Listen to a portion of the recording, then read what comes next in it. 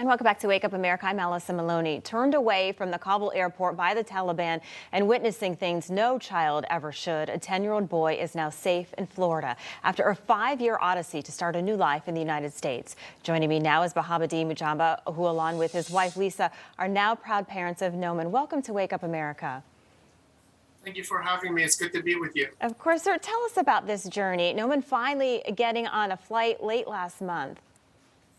Exactly. Yeah, I took 2 trips in the city of Kabul to get to the Kabul airport. Unfortunately, during the first day, they waited about 14 hours outside the airport at the checkpoints where the Taliban would not allow them to get in. But on day number 2, luckily, after about 6 or 7 hours, they were able to get inside the airport. Then obviously, I was very relieved at the fact that he was inside and eventually he would fly out. So it took then a couple more days of waiting. Finally, they were able to get a flight out to Qatar. Wow, I can't imagine a 10-year-old, waiting out there for hours and hours and hours in the heat. Meantime, this adoption, it's been delayed. It was delayed due to Afghan restrictions and corruption, and it was nearly complete when the Taliban took over. Did you ever think you'd see this day with Noman safe in your home? Unfortunately, that possibility was obviously getting less and less. So we were lucky with the fact that they were able to get inside the airport and then eventually fly out. So hope was actually, unfortunately, decreasing for us, but we got lucky with the help of the 2 adoption agencies, one here in South Florida, Shepherd Care Adoption, and then Frank Center for Adoption in South Carolina, as well as our Senator Rubio's office here in South Florida. They were very helpful to communicate with the U.S. Immigrations and Customs Department, so with the State Department employees, to get my son out of Afghanistan, eventually home within 11 days.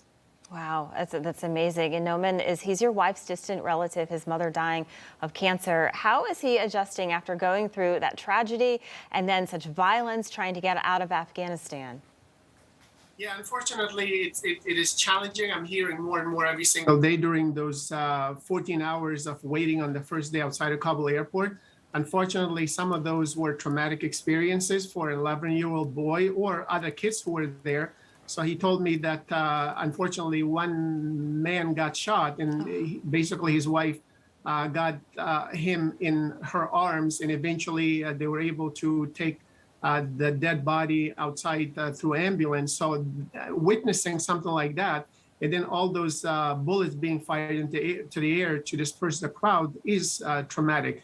And he was just meters away from all those shots being fired. So I'm learning more and more, and we're trying to deal with it. So luckily, we do have some therapists here in Florida that can speak Persian with him to help him out, which is very nice. Oh, I can't imagine those things he witnessed. Noman's story is a story of hope, finally making it on a military plane, and after 12 days making it to the U.S., where he now has his own bed, his bedroom for the first time. Do you have a message still for others? We know a lot of people are still trying to escape Afghanistan. Well, my hope is obviously for them to, first of all, stay safe. Second, they need to continue with their paperwork, whether it is with the U.S. State Department or other nations that they're trying to get to. Eventually, help will arrive. At the meantime, they just need to be safe and they need to be hopeful. Are you talking to people in Afghanistan? What are you hearing about what it's like right now? Because I think we're getting mixed messages from the White House. Yeah, most certainly. Yeah, no, I am in contact with relatives and friends who are there, more specifically with my son's relatives and friends and siblings. So they're telling me that, unfortunately, it is very hopeless right now.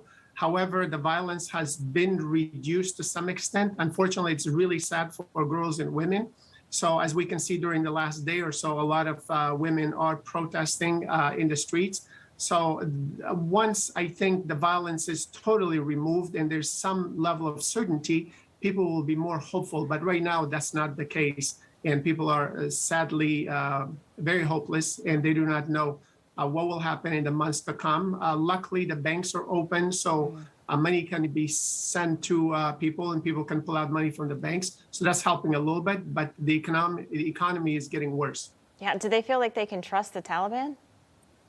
Unfortunately, that's something that has to be earned. So right now, that is not the case. Many people who are 25 years of age and older, they remember the 1990s where the economy plummeted. So right now, the trust is not there, but I'm hoping that over time, if we can put some pressure on the Taliban government, we can influence them to treat people obviously positively, do not take the rights of women and girls away from them. So with some influence from US and the United Nations, hopefully the economy can get better and people can have the normal life that they were used to. Yeah, and you're a professor at Nova Southeastern University. You came from Afghanistan 40 years ago, and you hold dual citizenship, and you've been back to visit several times. Where do you see Afghanistan going? Because so much has changed in the last 20 years, for the good for them, and then we're just seeing this reversal. Where do you see things happening? Yeah, certainly. Yeah, I've gone to Afghanistan about 10 times over the last at least 5 to 6 years. I've also worked with the Karzai government a couple of times, and also with Ashraf Ghani government. I did serve as a consultant in various capacities.